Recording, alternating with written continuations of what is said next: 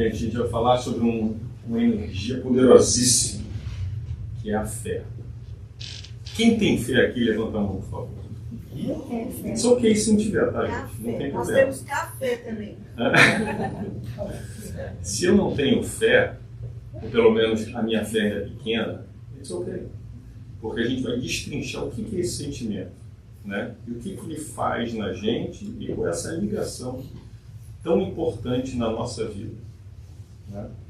A gente vai ler algumas passagens, a gente vai ver como Kardec resolveu destrinchar essa energia, mas mais de tudo a gente vai tentar exemplificar para que a gente possa entender melhor como adquirir esse sentimento. Muitos falam da fé, músicas falam da fé, a gente volta e meia busca a fé, não entende a fé. A gente, como é que fala? Interpreta a fé de uma maneira errônea, espera da fé algo maravilhoso, fantástico, sem entender exatamente o que é esse relacionamento. A gente vai falar sobre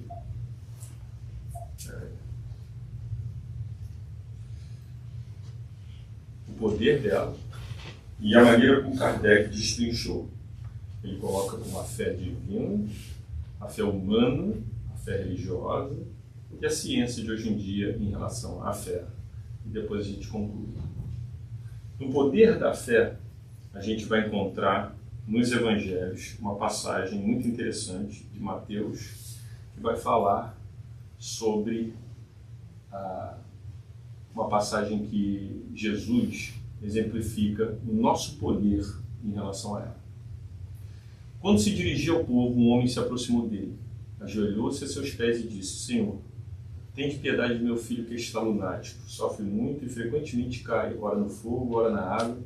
Apresentei-o aos vossos discípulos, mas não puderam curá-lo. E Jesus respondeu dizendo: Ó raça incrédula e corrompida, até quando vos sofrerei? Trazei-me até aqui esta criança.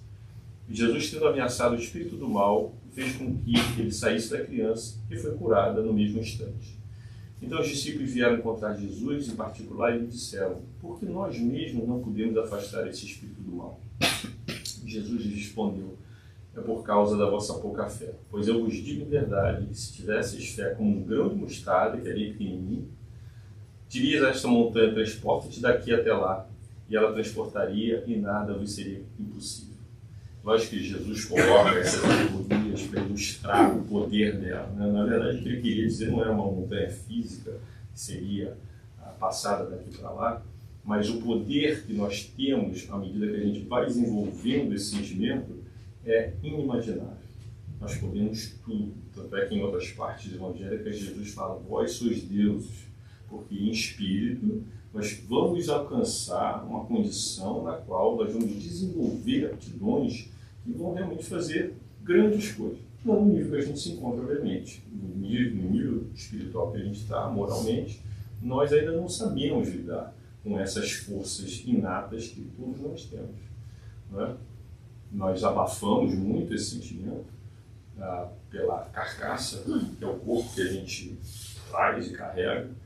E a gente vai notar que cada um de nós, por alguma razão ou outra, talvez por evolução moral, ou talvez até por questões únicas do desenvolvimento físico, nós temos uma força magnética impressionante. Não sei se alguém aqui já notou isso, ou tem isso, ou já a vontade muito forte de alcançar alguma coisa e conseguir, a fé inquebrantável em seguir um rumo independente das condições e alcançar aquilo ali, né? A gente vai explicar o que é isso, né? Que é uma das facetas dessa energia, que é a fé. E então é impressionante porque mais tarde, obviamente, historicamente, a gente sabe que os apóstolos eventualmente conseguiram ter essa fé desenvolvida e continuaram depois da crucificação fazendo os milagres, fazendo as curas. Mas naquela época, ainda no início, eles não conseguiam. E Jesus, obviamente, a gente sabe, tinha um controle total, né, da sua energia, transcendia qualquer coisa material.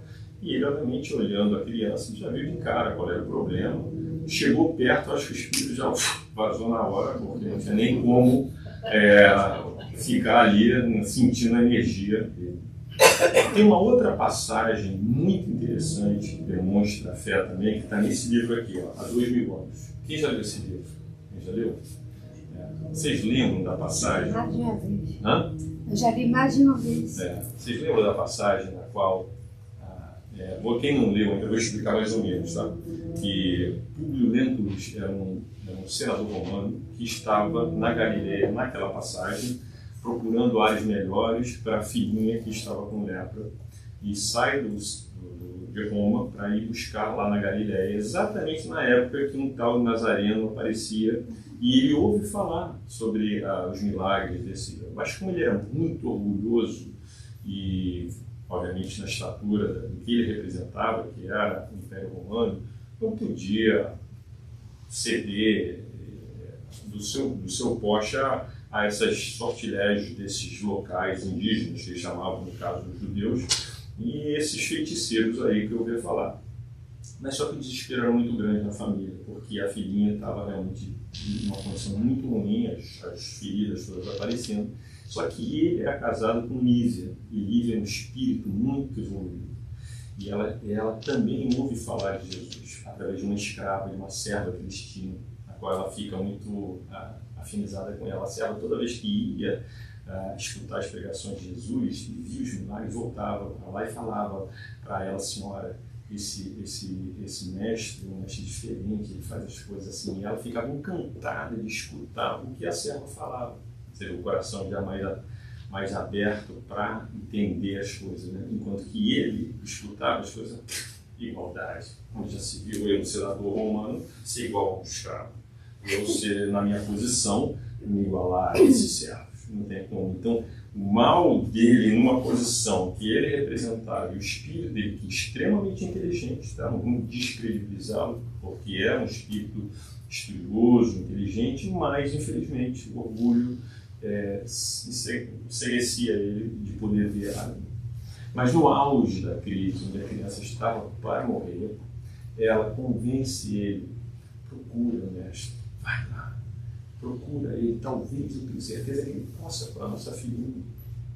E ele, vendo ela já se desfalecer, ele não fala para a esposa que vai procurar ele, e ele sai no meio da multidão, um pouco disfarçado, espera o crepúsculo, assim, já escurecendo, para ninguém perceber que o grande senador romano estava no meio da multidão, porque quando saíam os romanos tinham que ter guardas, obviamente, que não era um lugar friendly, né? Porque eles eram masters dominando aquela região. E ele vai e anda, e ele pensava assim: como é que eu vou me comunicar com ele? Ele deve falar um aramaico qualquer, eu falo romano, e ele todas essas tribulações na cabeça, mas muita gente não sabe, e não houve um encontro físico entre Jesus e Públio Lentulus. Quando você lê o livro, você entende que no meio da multidão ele começa a sentir um torpor muito grande, porque a cabeça toda assim, pensando que a filha vai morrer e tal, e o que ele está fazendo ali, por que ele cedeu a isso dos pedidos da esposa. De repente ele se senta num banco, numa praça, as pessoas indo e voltando, e ele começa a sentir um torpor, e aí ele entra como se fosse num transe mediúnico. Ele não sabe descrever, ele descreve como se fosse um sonho. E de repente ele está na beira de um lago, onde ele vê um homem de extrema luz, uma túnica branca, chegando perto dele, e aí ele vê os cabelos longos até o ombro, que era típico dos habitantes da Galileia, que usavam mais ou menos assim o cabelo, e ele obviamente reconhece. E aí Jesus pergunta para ele: senador, por que me procuras?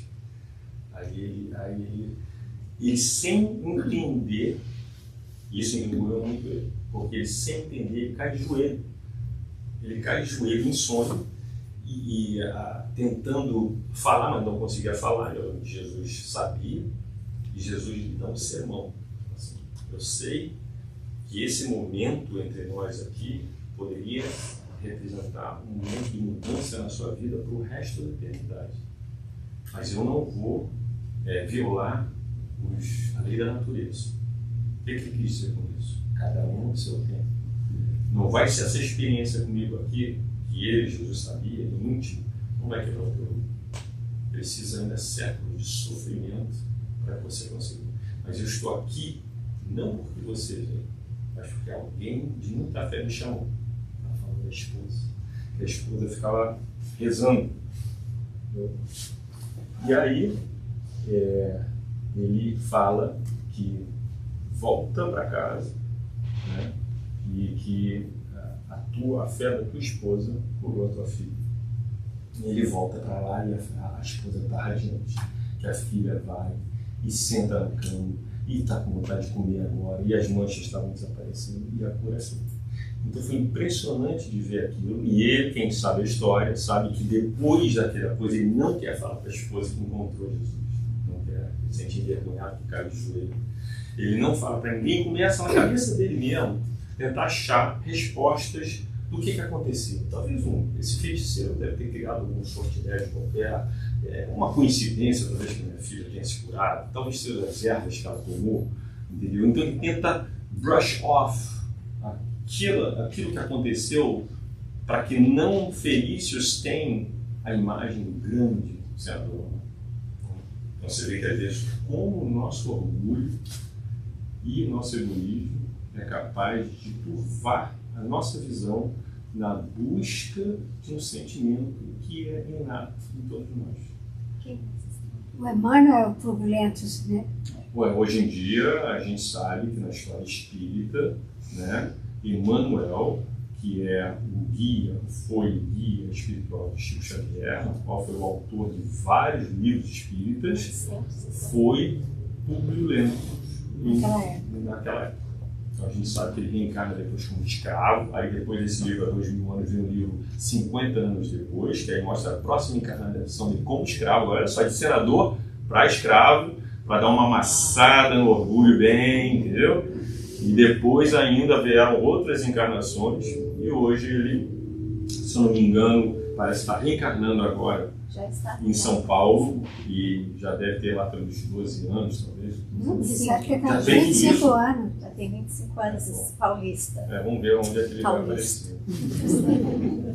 Mas, anyway, o que eu quis dizer nesse poder da fé, não só da gente entender como a Lívia, que era também de grande família de estirpe, né, de classe alta romana, mas já era um espírito evoluído, já era uma pessoa boa de coração, muito mais sensível.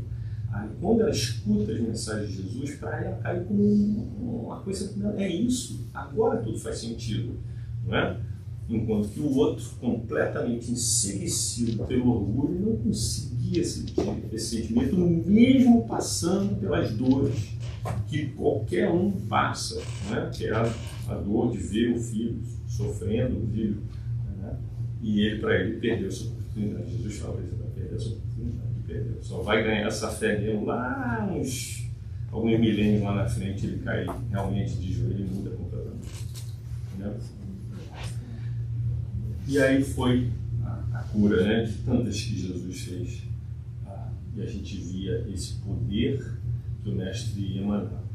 Mas a gente entender realmente o que é a fé, Kardec foi muito propício para que a gente pudesse então destrinchar ela, né? E ele coloca em Hamed, num livro que a gente segue muito aqui, que é o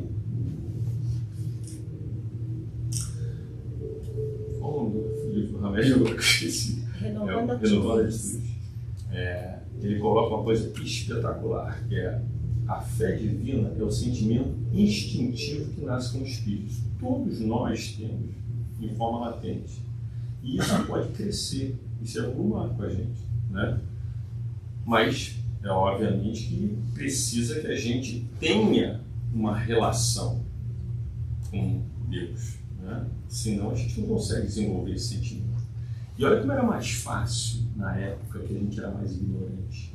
Quando a gente era mais primitivo, a humanidade tinha uma fé muito maior. Porque primeiro que eu não entendia bem. Era uma fé muito mais voltada a um pouco, talvez, do misticismo, das forças da natureza que nos regiam, que a gente não entendia, não é? Mas eu tinha fé para que o meu crop nascesse, que a chuva viesse, ou que o sol também... Então era uma fé mais ingênua, mais infantil, mas ele existia com mais energia, porque daquela forma a gente sempre achava que realmente tinha algo superior a nós que nos regia. Fast forward para a humanidade de hoje, onde a ciência desmanchou, começando a desbravar todos os corners do universo, desde o macro ao micro, onde a gente vai e mergulha agora nas ligações quânticas, e o homem começa a se achar que talvez Deus seja uma imagem, uma ideia meio fantasiosa, que nós somos realmente os líderes desse universo, né? E isso daí, como senador, nos turva a possibilidade de realmente desenvolver esse sentimento de uma forma mais lógica. E aí que entra o espiritismo, depois a gente vai entender. Mas ele coloca que a crença inata, impulso íntimo, fundamentado na certeza absoluta de que o poder divino, em toda e qualquer situação, está sempre nos promovendo e ampliando cada vez mais o nosso crescimento pessoal. Para analisar isso, como é que eu vou ter um pensamento como esse? Está tudo errado na minha vida. Como é que eu vou ter um pensamento como esse quando eu só tenho um obstáculo, ou tenho uma situação difícil, as coisas acontecem e eu tropeço?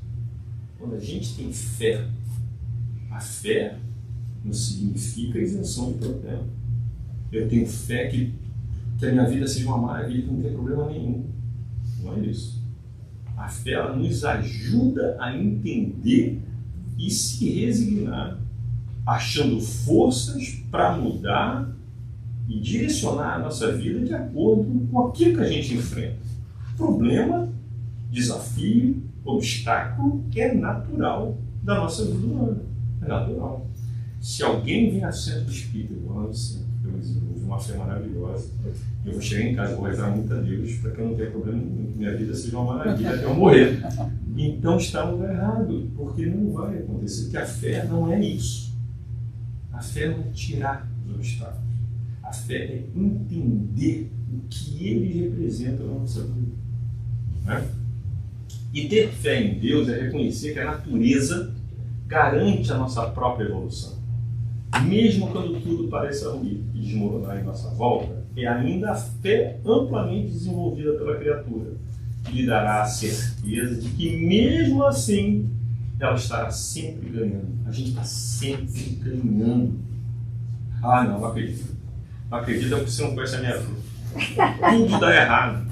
Parece que eu estou marchando de ré e indo errado. Meu casamento faliu, meu emprego me demitiram, eu estou quebrado sem dinheiro, ainda me roubaram ali fora o celular. Como é que você está dizendo que eu estou ganhando? Está ganhando. Como que estou ganhando? Talvez essa experiência te sirva para alguma coisa. Algo a vida está querendo te mostrar e a lição você precisa aprender de alguma forma. Não é? Da mesma forma que o senador ali tinha uma experiência fantástica de mudar, acelerar milênios. Se ele tivesse entendido que a doença da filha era para chamar a atenção dele de algo maior, e ele não conseguiu sair do casulo do orgulho que escravizava ele. Se ele tivesse quebrado aquele casulo, ele não precisaria viver mais 4 encarnações de sofrimento. E Jesus falou, eu não vim para mudar a lei da natureza. Ou seja, senão eu estou aqui te dando uma oportunidade, mas você que segue o caminho. Se na tua natureza é mais 400, 500 anos de sofrimento até você aprender o que eu estou aqui na tua frente te falando, ou seja, então cabe a nós entender isso e não lutar contra e tentar aprender o que passa e o que é isso. Por exemplo, o que trouxe todos nós aqui ao Centro Espírita? Qual foi a razão de vir? Muitos vêm porque domingo está bonito, um dia legal para eu vir lá encontrar os amigos, falar português. It's ok, entendeu? Porque aqui a gente cria essa atmosfera comunitária legal. Tem gente que fala assim, eu gosto de escutar as coisas espíritas, eu acho interessante. Tá bom, eu me sinto bem quando eu falo no centro. It's ok? Entendeu? Eu sinto energia e tal. Legal. Cada um de nós vai se encontrar num estágio de desenvolvimento da fé em níveis diferentes. E it's okay. Não é porque eu venho do centro a vida inteira e que eu tenho uma fé maravilhosa. Não. Às vezes o meu espírito ainda precisa de todas as tribulações para desenvolver. A gente vê, por exemplo, no livro Voltei, do irmão Jacó, que é um livro muito interessante, quem quiser ler também, por Chico Xavier, na qual o irmão Jacó é um pseudônimo de um grande espírita que viveu no Rio de Janeiro, ficou muito rico, né? Era uma pessoa que, na verdade, quem quiser saber mais sobre a vida dele, foi ele que trouxe, além de várias outras empresas que ele tinha, ele trouxe o fonógrafo. Não sei se vocês lembram, no final de 1800, início de 1900, o fonógrafo é aquele, você colocava um tamborzinho.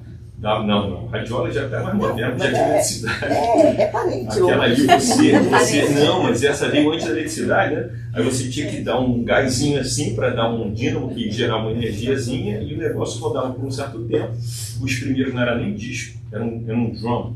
E o drum, se gravava a música no drum, parecendo aquele drum da musiquinha, da caixinha de música, só que era um drum de plástico na qual a música era gravada. E aí o microfone, o alto-falante, aquele negócio, ele trouxe para o Brasil. E o importador, né, da Casa Edison fez muito dinheiro e foi um grande espírito. Investiu nos centros, investiu no espiritismo de uma maneira, as obras dele foram fantásticas. Aí todo mundo deve estar pensando, meu Deus, mas esse é um homem de grande fé. Esse é um homem que deve ter chegado no plano espiritual assim, tapete vermelho. E ele descreve no livro Voltei o que aconteceu. É um livro pequenininho, gente, é muito legal. Mas é muito bacana porque, olha, gente, não vou falar também assim mal no sentido de que ele não teve crédito nenhum. Teve crédito. Tanto é que no desencarne dele tiveram vários vultos, espíritos muito bons que foram ajudar no desencarne. A Bezerra, que é contemporâneo. Né? Contemporâneo. Então, não é que ele fosse de todo, mas ele se sente mal quando ele desperta do lado de lá. Porque apesar de tudo, apesar de todo o conhecimento espírita, apesar de ter sido diretor das obras do centro que ele fazia, tantas outras coisas que ele fez no movimento espírita, ele ainda não conseguia sentir no íntimo. Então, apesar das obras de caridade e todas as coisas que ele fazia, para ele ainda era uma coisa mais seca, despida de sentimento. E aquilo ali para ele sentiu muito, porque quando ele, no momento de desencarne dele, foi de conjunto, né? Ele foi desencarnando, mas as colônias espirituais utilizam dessa maneira, já que desceram uns grupos caravaneiros para resgatar o pessoal que está desencarnando, ele estava vindo, mas também tinham outros que estavam desencarnando ao mesmo tempo. Então todos juntavam nessa caravana e iam ao pouso espiritual. Então quando ele sai da cama de hospital, que ele falece, né? A filha dele tinha falecido antes, a filha dele veio ajudar ele no desenlace. Ele estava bem fraquinho, sentindo fraco ainda da doença. Ele não só estava velho, mas o coração que parou, parece que teve uma cirurgia, uma tentativa de cirurgia, mas não deu certo, ele morre no hospital, porque ele estava se sentindo fraco. E de repente ele vê faixas de luz descendo, que iam ajudar o outro desencarne de alguém que ia acompanhar na caravana. E logo em breve, dou uma pausa para esperar, em breve já chega esse grupo enorme de espíritos que foram pegar esse espírito que desencarnava. E esse espírito que vinha completamente assim, com energia de jovem. E brilhava, assim, saiu uma luz que brilhava dela. E ele olhou e assim, meu Deus, deve ser um anjo, deve ser alguém que, né, uma pessoa, um santo que viveu na Terra. Não era uma professora do interior, lá do meio do Brasil, que ajudou muitas crianças, ajudou muita gente. Foi uma pessoa muito boa. E ele olhava para ele e tinha opa, saia nada. Olha só, ele, um grande executivo, alguém que fez tanta coisa, coitado, não conseguia ter uma luzinha ali para acender nada. A luz que ela chegava andava assim, iluminava o clarão, como se fosse uma lanterna. Então ele descreve que ele vai desenvolver isso mais tarde, com muita vontade. Mas ele tinha um entendimento, ele tinha a lógica da doutrina, ele sabia o que era. Ainda não sentia. E isso, cada um de nós, em níveis diferentes, vai alcançar também. Não é? Eu posso dominar toda a doutrina, eu posso ler todos aqueles livros, fazer todos os cursos. Me perguntem qualquer coisa do espiritismo, eu vou responder. Se você não sente, não faz sentido. O sentido ainda é por minha conta. It's okay. Né? It's okay se a gente não chegar lá. No finalzinho do livro, gente, ele vê a luzinha dele, tá? Bem no finalzinho do livro. O Frederico Figner não foi qualquer pessoa, ele era muito especial. Então a gente pensava ele opaco, mas no finalzinho do livro ele descreve: vi minha luzinha começando a brotar. Então leia o livro para vocês verem. E ele fica muito emocionado. Voltei. A gente tem aqui na biblioteca. Então, continuando na fé divina, no universo nada existe que não tenha razão de ser. Tudo aquilo que parece desastroso e negativo em nossa existência nada mais é que a vida articulando caminhos, a fim de que possamos chegar onde estão os nossos reais anseios de progresso, felicidade e prazer. A criatura que aprendeu a ver o encadear dos fatos da sua vida, além de cooperar e fluir com ela, percebe que aquilo que lhe parecia negativo era apenas um caminho preparatório para se alcançar posteriormente um bem maior e definitivo para si mesmo. Ou seja, o nosso GPS da vida, quando a gente erra um caminho, vem aquela voz e fala, recalculate, entendeu? E aí manda a gente para um outro caminho, às vezes é uma estrada bem esburacada, né? Porque a gente não quis ir pela estrada boa.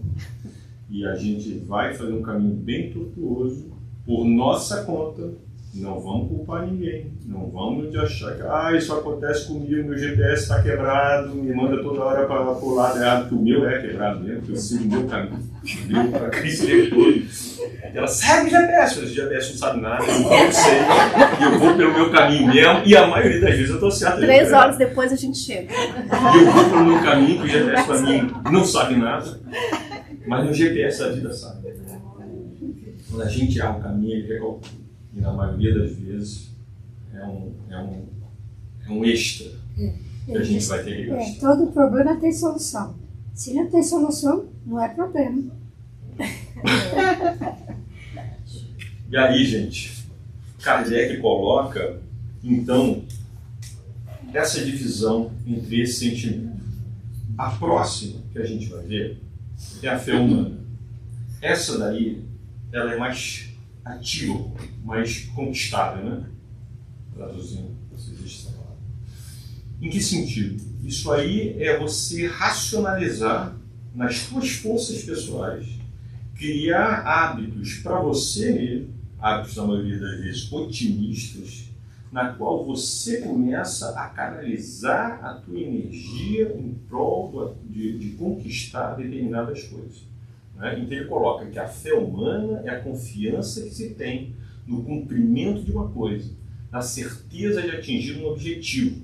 Ela dá uma espécie de lucidez que faz ver pelo pensamento os fins que se tem em vista e os meios para atingi-los, de modo que quem a possui caminha, por assim dizer, com total segurança. Quem tem aqui uma vontade, aí eu chamo de força de vontade, aquela força de vontade que eu quero aquilo ali, eu vou conseguir. Aí vem alguém e fala, você está louco, isso aí é muito difícil, só isso não, para com isso. Aí você vai, encontra um obstáculo, não desiste, continua.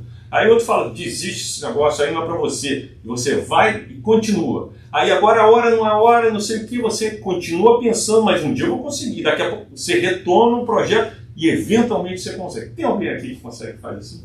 Sim, sou chamada de teimosa. Isso daí é uma energia poderosíssima, que ela associada com a fé divina. Por quê? Porque eu, na fé humana, a minha vontade é essa. Então eu vou. E eu quero conseguir isso. por mais que os obstáculos e as coisas vão me dizendo que não, eu vou tentar. E se no final eu realmente não conseguir lograr, ainda assim eu vou ter a resignação, sabendo de que Deus sabe o que é melhor para mim.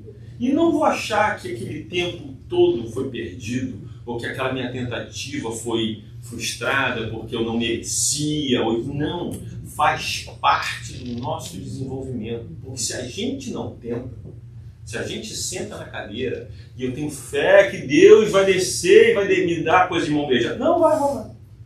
Não acontece assim. Eu tenho que acordar cedo, eu vou fazer e eu vou conseguir.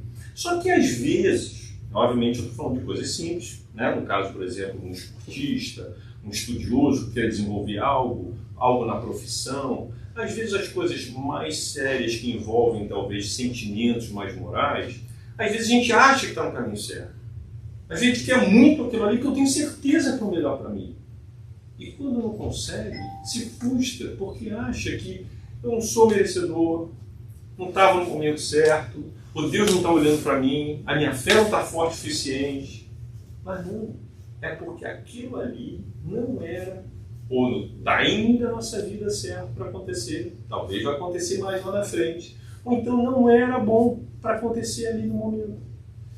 A resignação, a fé divina, faz com que a gente sinta essa segurança, que eu vou continuar tentando, mas se não rolar, não tem problema. Eu dou a desviada, mas o objetivo, a vontade, ela vai persistir. Então, isso é fé humana. Você já imaginou, você já viu, não sei se vocês viram já pessoas que sofrem acidentes fortes e que tem que recomeçar a aprender a andar, aprender a falar, aprender tudo. Eu estou acompanhando agora um comandante da polícia do Rio de Janeiro que tomou um tiro no helicóptero em cima de uma guerra de facções, um tiro, o bandido atirou no helicóptero, a bala entrou e ele perdeu todos os movimentos, né? E não consegue falar, os olhos ficam assim, e está voltando de pouquinho em pouquinho, com uma força de vontade. Mas tu vê as vitórias do cara, a vitória do cara é a mulher do lado dele, a heroína, tá ali, e mexe a mão, mexe a mão. E mexe a mão assim, nossa, aí fala assim, ó. Nossa, aquilo ali foi uma vitória de meses, entendeu? E de pouquinho em pouquinho ele está indo. É quase como reaprender tudo de novo. A maioria não tem essa força, às vezes a gente desiste ou não, sabe? Não dá. Isso não é para mim. Mas não, ter essa força de vontade e entender tudo é fantástico para a gente poder desenvolver isso. E quem já tem isso, gente, é uma grande ferramenta. É uma grande ferramenta motivadora para quem está ao redor, não é? E que realmente nos impulsiona a melhorar cada vez mais a nossa vida. E a fé religiosa, que é a outra categoria que Kardec resolveu também colocar, ela tem uma conotação diferenciada, que a gente vai ver no Espiritismo, o que se realmente distancia da maioria das religiões que a gente vê. Ele coloca assim, ó, no seu aspecto religioso, a fé é a crença nos dogmas particulares que constituem as diferentes religiões. E todas as religiões têm seus artigos de fé. Então tem gente que se apega a determinadas coisas na religião que ele se encontra, se ajusta, né? Então a pessoa às vezes gosta da liturgia, da maneira como é feita a missa, das roupas, do incenso, do ambiente. E às vezes, se para analisar, ele nem está tão focado na mensagem em si, é mais por tudo que representa, às vezes nos santos, nas histórias boas e tal, nas promessas que às vezes algumas religiões fazem, né? Então a gente acaba tendo uma fé, uma ligação voltada a essas coisas. Ele coloca, sob esse aspecto, a fé pode ser raciocinada ou cega. E a fé cega, ela não examina nada, né? ela aceita sem verificar tanto o falso quanto o verdadeiro e choca-se a cada passo com a evidência e a razão. Em excesso, acaba levando ao fanatismo. A pessoa não quer saber. Não, a religião falou isso, então não me fala nada ao contrário. Eu já contei essa história aqui, que meu primeiro roommate era mormon, quando eu cheguei aqui nos Estados Unidos. Eu era jovem, né? Saí faz pouco tempo. E eu cheguei e eu fui morar com ele, ele era fanático. Na casa não podia café, não podia televisão, não podia nenhum meio de comunicação, nada que fosse... Era bem fanático. E eu fui morar com um cara americano, né? Então eu falei, bom, vai ser uma oportunidade para aprender bem o inglês, porque afinal de contas eu falava inglês com ele. A gente trabalhava na mesma coisa. Então eu falei, não tem problema, sabe? Eu gosto de café, mas vai ser bom para dar um detox. Eu ficava sem tomar café, no início ficava meio nervoso, dava até dor de cabeça, mas acabou que o corpo acostumou e eu fiquei sem tomar café. Fiquei sem tomar café um ano. Eu não entrava café naquela casa. E a televisão também, não tinha televisão, eu fiquei completamente alienado, sem saber o que acontecia. Naquela época se escrevia carta, não tinha computador, né? Então eu escrevia carta para minha mãe, pedia receitas, minha mãe mandava receita. Vou tirar a televisão lá de casa. Aí, agora eu cozinhava muito bem, tá? Cozinhava muito bem. Os amigos dele, todo mundo lá em casa comendo meu arroz e feijão e tudo mais. Mas tudo bem. Uma vez eu estou numa área, e aqui nos Estados Unidos, supérflua, o pessoal joga tudo no lixo, acho uma televisão. Eu falei, nossa, a televisão desse tamanho no lixo eu vou pegar. Ele estava trabalhando, eu estava off, depois lá para casa, liguei, botei lá um bombril, lá um negócio para pegar na antena e a imagem falou, olha, isso ninguém ficou, a televisão funciona. A imagem não era das melhores, mas eu fiquei lá, né, ligando os caras. Daqui a pouco ele entra. Olhou aquilo ali e falou, o que é isso? Eu falei, calma, vou jogar fora. Eu só estou querendo ver se funcionava, porque estava lá, jogado no lixo mesmo. Aí eu não tem problema, eu jogo fora. Deixa eu só ir tomar banho que eu vou jogar fora. Aí eu fui tomar banho, eu estou saindo do estou na fresh. Fui nos channels lá olhando, tentação que era de querer fazer algo que na visão dele, sem entender por quê, mas falaram que era ruim. Então ele acreditava sem questionar. Esse é o fanatismo. E ele estava se preparando para a missão, não sei se vocês sabem que o homem faz uma missão, e a missão dele, ele ia ter que ficar 2 anos pregando. E era perto do mar. E a gente era surfista, ele era surfista.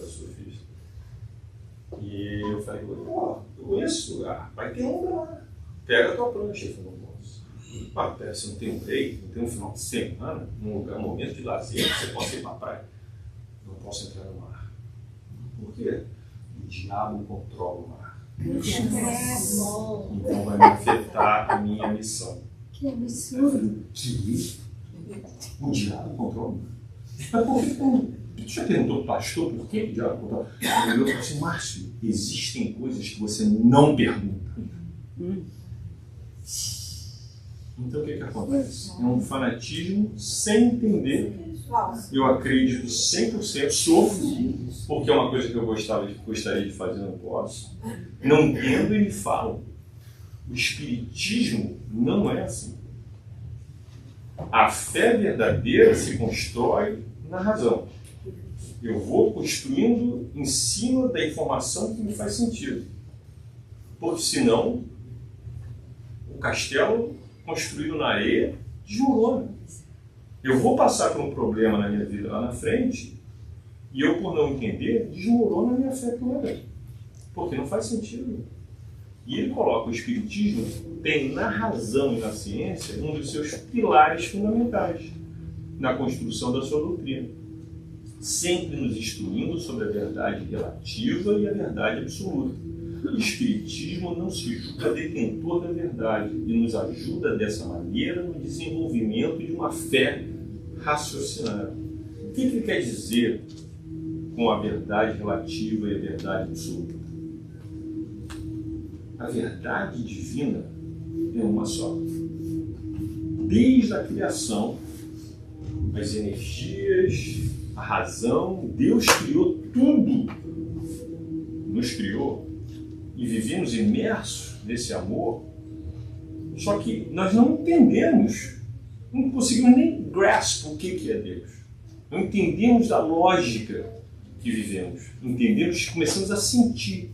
E à medida que a ciência vai ampliando, mais e mais a gente vai descobrindo as leis que nos regem, mais e mais a gente vai se maravilhando com a complexidade das leis que existem que até então a gente não via. Vamos parar para analisar o que é uma verdade absoluta e uma verdade relativa.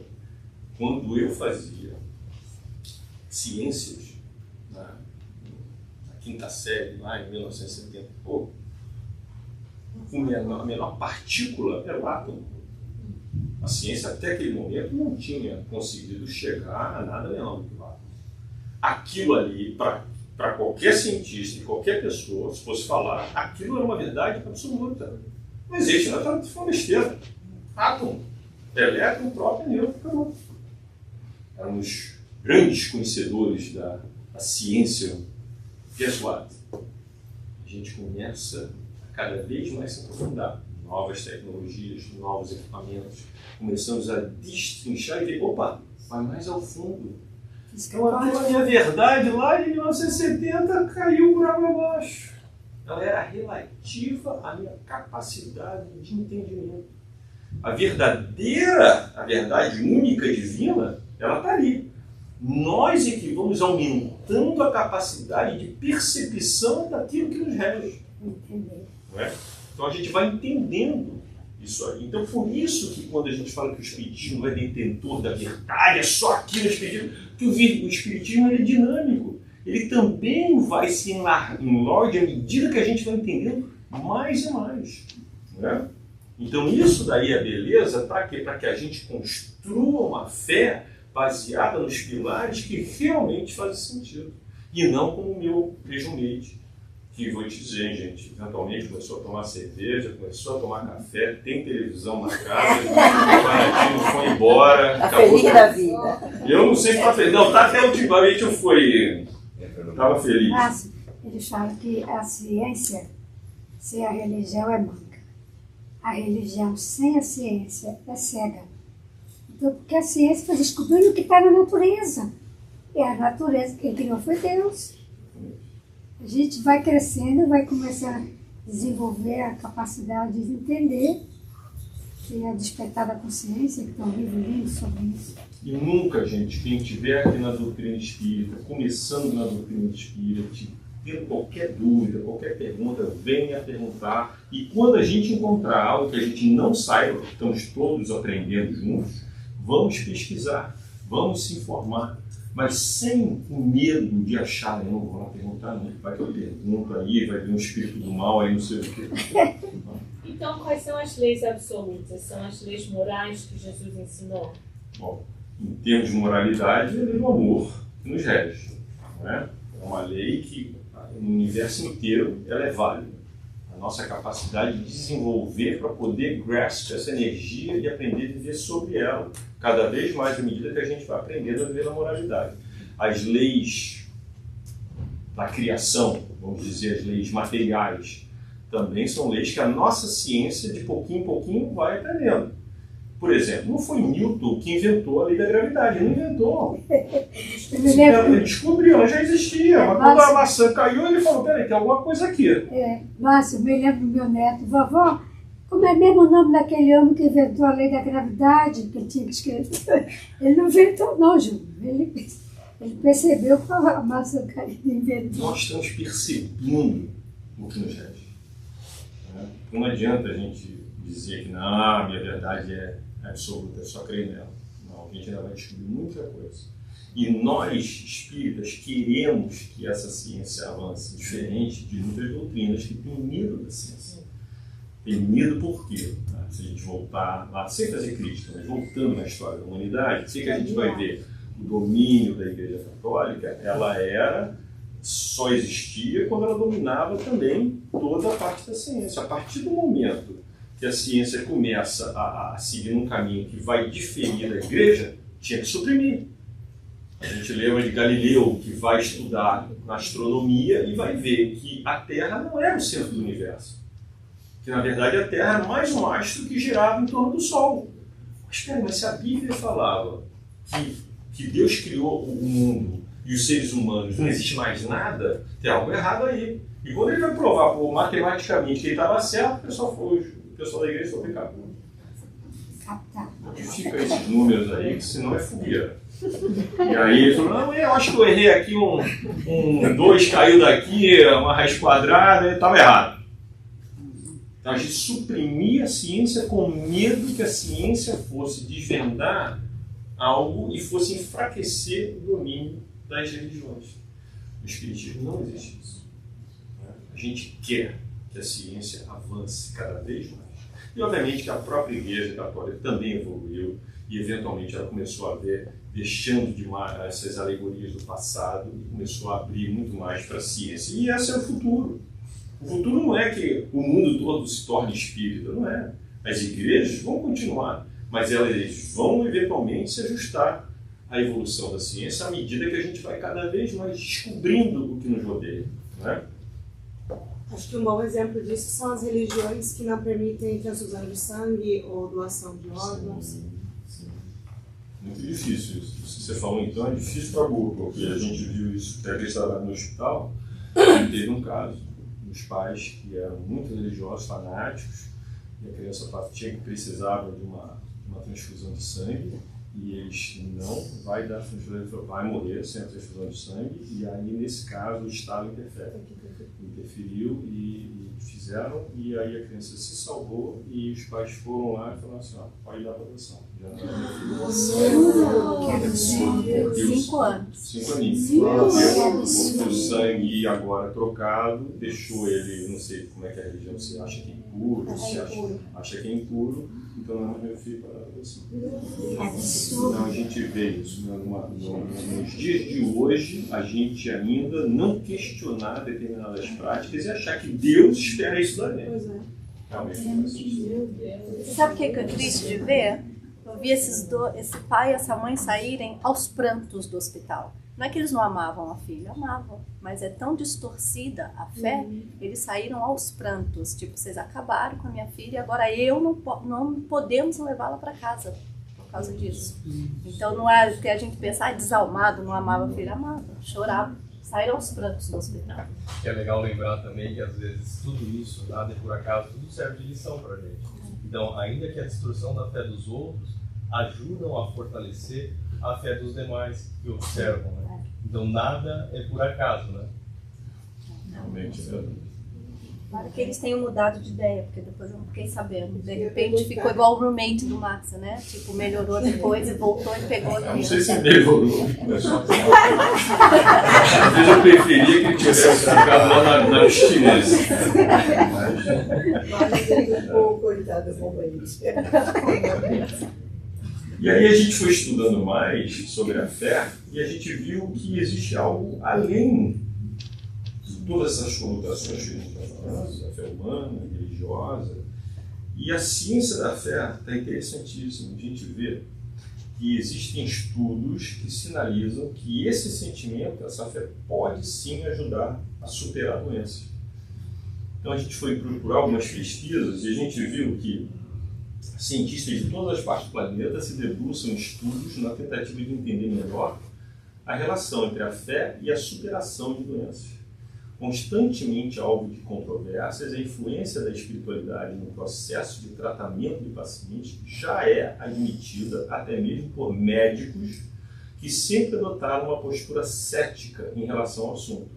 Um estudo realizado na Escola de Enfermagem da Universidade de São Paulo, em Ribeirão Preto, mostrou que a religiosidade fortalece pacientes que lutam contra o câncer. Nos Estados Unidos, uma pesquisa desenvolvida pela Universidade de Duke, na Carolina do Norte, comprovou que pacientes que se valem de práticas religiosas apresentam 40% menos chances de sofrerem depressão durante o tratamento. Não apenas do câncer, mas das doenças em geral. Ao que tudo indica, a fé representa um reforço para o sistema imunológico, Então é um sentimento que, além de nos promover para o desenvolvimento, do objetivo que a gente quer alcançar, da vontade, e esse relacionamento também com a divindade, algo maior que nos ama profundamente, que está ali torcendo pela gente, também facilita para que a gente crie um plano propício para que a cura se realize. Mas a gente tem que sempre entender isso, tá, gente? Porque já tiveram pessoas que vieram aqui passando por doenças difíceis, uma pessoa que veio aqui com câncer há uns 10 anos atrás, já estava numa fase terminal, aí pessoas amigos vieram falar comigo, por que ele está passando isso e outras pessoas não estão passando? Ele é uma resposta à vida, mas ele tem fé, ele é uma pessoa de fé, e por que ele está morrendo? Eu não entendo isso. Você tem que entender que às vezes as doenças, elas são frutos de uma expiação que se está terminando, está se finalizando ali. O organismo serve como um exaustor do espírito. E era natural que naquele momento, agora, através dessa purificação da doença, porque a gente está sempre olhando a vida com uma foto única da vida. A vida é eterna, como se fosse um filme, aquela película de cinema de vários quadrinhos. Se eu só focar nesse quadrinho da minha vida agora, a vida quase que não faz sentido. É sofrimento o tempo todo, de nascer ou morrer. Eu preciso olhar o filme inteiro. Olhando para trás, eu consigo ver aquilo que eu causei, que hoje em dia eu sofro as consequências. Mas eu também posso olhar lá na frente e ver que agora eu estou liberando para um futuro muito mais feliz, com outros desafios. Não significa que eu vou estar isento de outras coisas, mas agora eu estou mais livre. Então, às vezes, a gente pensa, não, tem que ter fé, porque a cura tem que vir. A cura, ela vai vir quando realmente eu precisar viver essa experiência da doença e curar, para que depois da cura eu tenha, então, uma postura diferente na vida. Eu tenho um objetivo diferente na vida. Então, é quase uma moratória. Mas se não aconteceu, não significa Deus não estava do meu lado, não escutou a minha fé, não realmente não deu certo. Não é assim que funciona. Como falava antes de Hamed, nós estamos sempre ganhando, nunca perdendo, quando a gente olha para uma visão da eternidade. Não é? Isso daí representa uma coisa muito interessante, que vale a pena a gente sempre olhar e com a resignação de que Deus sabe o que é melhor para a gente. Mas não sei se você lembra, ainda era lá no outro centro, uma médica brasileira, que ela participou de um congresso lá no Harvard University, que os cientistas diziam, uma pessoa que tem fé em Deus, ela adoece menos, e quando adoece, recupera mais rápido, mais fácil, por causa disso, porque se desprende, né? E ela era espírita, ela participou do Brasil, era uma delas. Eu me lembro tanto dela, ela desencarnou. Eu até falei para ela, gente, olha, ela descobriu um antibiótico que determinada doença ela alcançava. E ela morreu dessa doença. Você lembra? Ela falou lá. Eu falei, você está sendo um exemplo. E isso que a gente fala, os sábios da antiguidade já falam, mente sano, corpo sano. A nossa mente, que é um dínamo de energia que influencia todo o nosso organismo. E nós, ocidentais, às vezes, deixamos de lado os atos salutares de meditar, de escutar uma música boa, de caminhar na natureza, ou fazer qualquer coisa que desligue a gente dos problemas da vida, do dia a dia, e poder achar aquele momento, aquele cantinho para a gente, poder relaxar a mente. Nossa mente hoje em dia está aceleradíssima, 1000 coisas acontecendo ao mesmo tempo. Não é saudável viver dessa maneira. A gente precisa desacelerar, porque a vida não tem esse passo que a gente está fazendo. Tá? Olha para a natureza sabe. Olha a natureza e vamos ver. Então a gente precisa dessa maneira nos conhecer para a gente poder então achar o que nos faz sentir melhor. Né? Então é isso, gente. A gente vai concluir com Jesus, nosso mestre, que está sempre aí com a gente. Ele coloca o poder da fé. O espírito humano realmente transporta montanhas, porque para ele nada é inacessível. Percebendo a razão de tudo, interpretando com exatidão a sabedoria de Deus, a vida para ele não tem fronteiras. Efetivamente, ao ampliarmos nossa consciência na fé, sentiremos uma inefável serenidade íntima, porque conseguimos entender perfeitamente que no universo tudo está tal como deve ser. Não existe atraso, nem incorreto, somente a manutenção e a segurança do poder divino, garantindo a estabilidade e o aperfeiçoamento de suas criaturas e criações. Não está nada fora do lugar. Não adianta a gente achar que a humanidade está piorando, está tudo ruim. Não está. É que a gente não consegue vislumbrar de cima. Né? Estamos caminhando rumo ao progresso e um mundo melhores. Dias melhores virão. E é isso, gente. Obrigado e vamos agora para o nosso trabalho de passe. Tá?